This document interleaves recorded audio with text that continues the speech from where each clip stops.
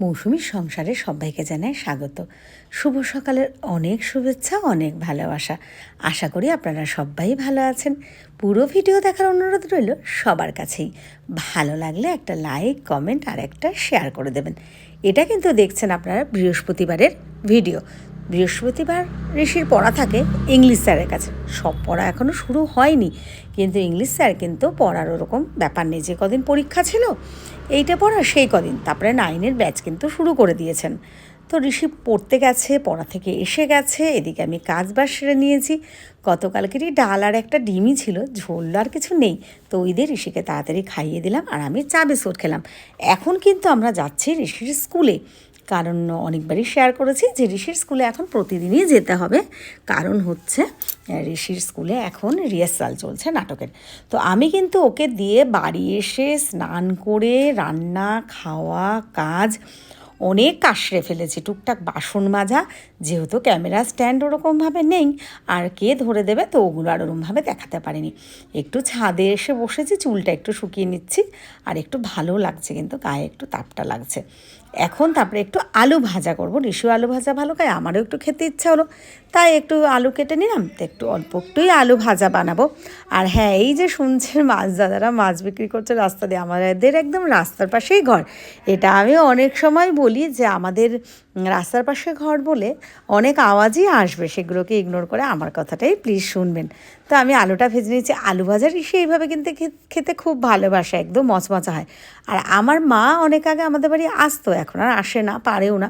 তো মাকেও এরকমভাবে আলু ভাজা ভেজে দিলে খুব ভালো খায়। ভেবেছিলাম মাকে একদিন আলু ভাজা এরকমভাবে ভেজে দিয়ে আসবো, সে আর হয় না।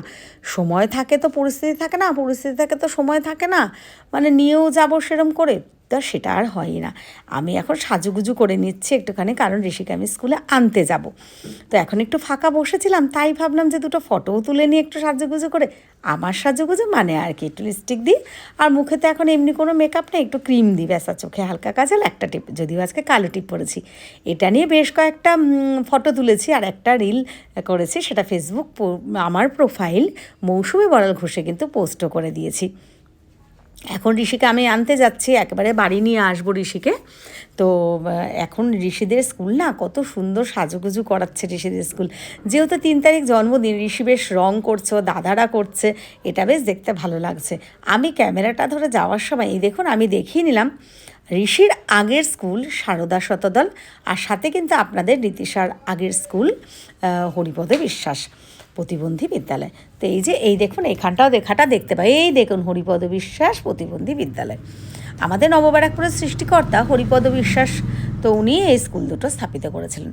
এই যে ঋষিকে নিয়ে এখন বাড়ি আসছে, ঋষির সাথে বকবক করছি, পুরো ক্লান্ত, মানে কি নাটক করেছে, তারপরে দাদাদের সাথে ওই রং নিয়ে একটুই করেছে, আর তারপরে আবার উজান দাদা, আরও স্যাররা ছিলেন, আরও অনেক দাদারাই ছিলেন, সম্মরণ, তারপরে আজকে অর্ক দাদা তো স্কুলে আসেনি, সবার সাথে মৈনাক দাদা আরও বড় দাদারা, তাদের সাথে কিন্তু ভীষণ লাফালাফি ওড়ানো, পুরো গেঞ্জিটা ভিজে গেছে একেবারে, মানে এত ঘাম হয়েছে।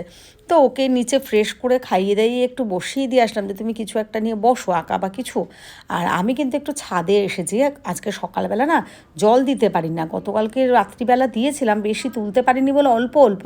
গাছগুলো দেখলাম প্রায় শুকিয়ে গেছে, মানে একটু হয় না পাতাগুলো, তো একটু ভালো করে বেশি করে জল দিয়ে তারপর আবার দেখে নিলাম যে গাছগুলো সব ঠিকঠাক আছে কিনা। তবে হ্যাঁ, একটা মন খারাপ, মনে হচ্ছে একটা মানে চন্দ্রমল্লিকা গাছ মারা যাবে, ঠিকঠাক জানি না, বুঝতে পারছি না, কেন দেখছি পাতাগুলো একটু হলুদ হলুদ হয়ে গেছে।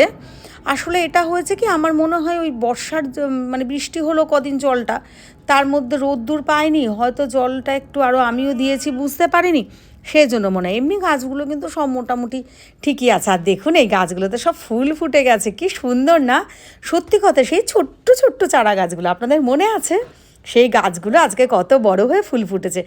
নিজের হাতে চারা গাছ থেকে এত সুন্দর ফুল তৈরি করা, এটা যারা করেন তারাই একমাত্র বুঝবেন যে এটার আনন্দ অনুভূতি কীরকম। পেনজিনগুলোও কিন্তু ফুল ফুটছে, দেখুন ওই দিক দিয়ে আলোটা পড়ছে বলে আমাকে কি সুন্দর লাগছে। আদতে কিন্তু আমি এত সুন্দর নই বা এত ফর্সা নই, তো চলুন আজকের ভিডিওটা আমি এখানটায় শেষ করব। আশা করি আপনাদের ভালো লেগেছে। ভালো লাগলে একটা লাইক কমেন্ট শেয়ার করে দেবেন।